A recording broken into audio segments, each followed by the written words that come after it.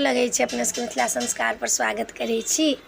विषहार नाग पंचमी आबि गेल तऽ एम्हर के लोक कोना कोना पूजा करथिन उ तऽ पबनैतिन के नाम पूर्ण विधि देलहुँ हँ जिनका नव विवाह भेल छनि तिनकर, आ जिनका 2-4 बरस विवाह भऽ गेल छनि जे सब दिन नाग के पूजा करथिन कहै छै लग पाँचे तऽ सब पाबनि नाचे।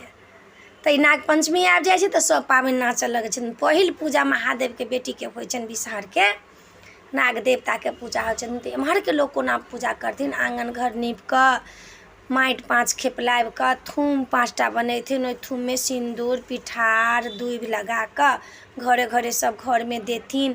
खीर घुरझौर बनेथिन, ओहि दिन घर में नाग के लाबा दूध चढ़ेथिन। कते लोग के पातरो पड़ै छै खीर घुरझौर के, कते लोग के नहीं पड़ै छै तऽ खाली लबे दूध नंगरा के कुश चढ़ै छै, नेबो चढ़ै छै, नीम के डाली लेथिन, कलश धराइ छै, जल लोटा में धक्का नीम के डाली धराइ छै। जते घर में लोक छी तै सब के नाम से ओहि नीम के जे छै डाढ़ि तई में सब के गांठ पड़ि पड़ि के लोक नाम धरैया, नाग देवता के कही जे हमरा एहि बच्चा के रक्षा करब, पति के रक्षा करब। सब के नाम पर पात में गांठ बन्हाइया नीम के पात में, आ उ धराइया।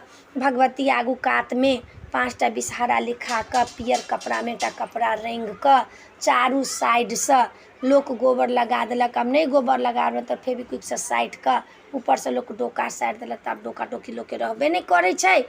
तऽ लोक जेना अपन भगवती लग में पूजा करै छै, बाहरों में लोक आबे करऽ लगलैया। खीर घोरजाउर बनल, रात में मूस के माटि लोक पढ़ावऽ ला जाइ छै, ओहिमे सरिसो धऽ दै छै, बांग के बंगौरी रहै छै से धऽ दै छै। मूस के माटि तऽ आब कतौ भेटबे नहीं करै छै, सबके लोक के पक्का के घर भऽ गेलैया, मूस के माटि भेटबे नहीं करै छै।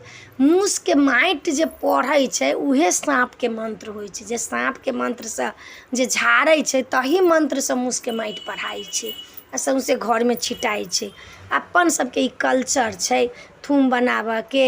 एखन विषहारा लिखऽ के दुआरे दुआरे विषहारा तऽ लिखिए लेब, विषहारा कारी काजर से लिख लिया या गोबर से लिख लिया, विषहारा लिख लिया। जिनका घर में पेट में किनको बच्चा छन तऽ चारू साइड चौकेटथिन नहीं, खाली विषहारा लिख लेथिन। विषहारा लिख कऽ आ तखन अपन पूजा कऽ लेथिन।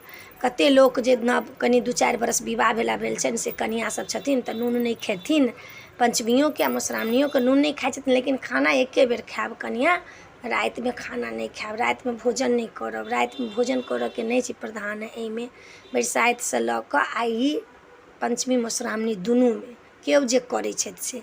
हमहूँ सब मधुश्रावणी के पहिने आब तऽ पंचमी के नून बारै छलै लेकिन 4-5 साल से छोड़ि देलिया। अब एके बेर मधुश्रावणी के नून बारै छी तऽ दिने भरि खाइ छी, रात में नहीं खाइ छी।